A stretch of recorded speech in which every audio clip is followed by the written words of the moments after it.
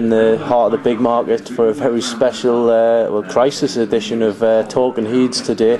Obviously there's been plenty of names bandied around with the job. I mean, we'll just quickly have a look down the list. I mean, Gustavo Poyet, big pal of Dennis Wise, he's still favourite 11 to 10. Didier Deschamps, another pal of Wisey, he's 5 to 1. Kevin Keegan still up there at 5 to 1. Talk about potential takeover still in the air. Terin, the Turkish coach, he's 8 to 1. Alan Shearer still out there at 10s.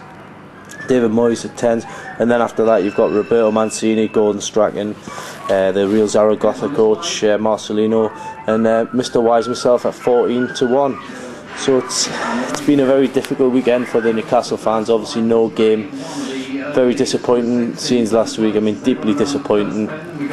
Where Newcastle go from here? Well, Mike Ashley in tonight's Chronicle basically saying that, you know, the show must go on, they've got to keep going forward.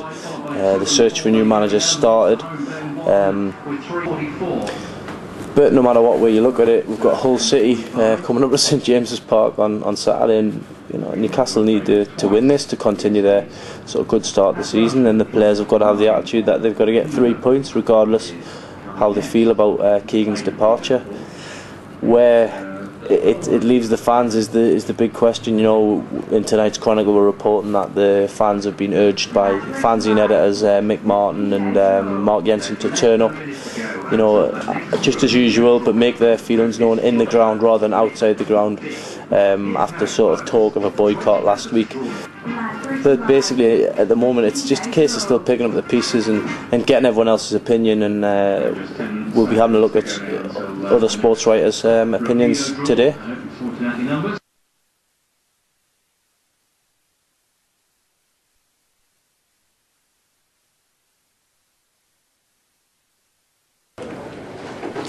Well, the whole thing has been an absolute unmitigated disaster for Newcastle United and for all Geordies, because it has given the southern-based press and the rest of the country something to smile about, to snigger about, to chortle. Yet again, we don't win things, but we win being top of the pops. It shooting ourselves in the foot, which is absolutely dreadful. I think the whole thing could have been handled much better.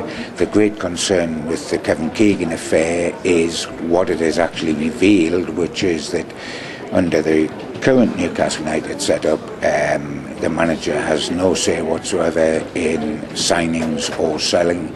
That will be done by a director of football. Certainly for Kevin Keegan that was never going to work, an old-fashioned sort of manager in the way that Alex Ferguson is, and would be looking to be in charge of those sort of things. It is difficult for a British manager not to work that way, because if he doesn't like the players coming in, how does he then put them into his team, play them and have faith in them? It works on the continent to a certain extent, but really that reduces the manager to being no more than the head coach. Perhaps that's the route Newcastle United want to go down now. Certainly the fans who have seen Keegan absolutely humiliated time and time again and look upon him as a Geordie icon have been up in arms about it. Rightly so, I can understand that. Where on earth Newcastle go from here, bearing in mind that the great accusation amongst fans is that a Geordie club has been run from London, because Mike Ashley is down there, Tony Jimenez is down there, Dennis Wise is down there. Very, very difficult. We're reading that Bobby Robson is commenting that if someone like Wise as director of football isn't willing to come up and live on Tyneside to be in close proximity to the manager and the day-to-day running of the club, then he oughtn't to be at the club. Strong stuff from a man like Bobby, who doesn't normally get riled. The situation now is, where do Newcastle go? Obviously a foreign manager would work much easier under the director of football tag, and that has to be considered, and obviously will be considered.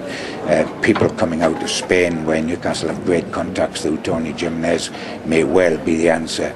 When you get the English people and you get people like Gus Poyet, that again is not necessarily a good thing for the fans, because all they can see Dennis Wise, who was together with Gus at Leeds, then running the show totally, and is that to Newcastle's advantage? A sorry state of affairs with only days to come to Hull City. We need help, big time, quick as possible, Mr. Ashley. Cheers.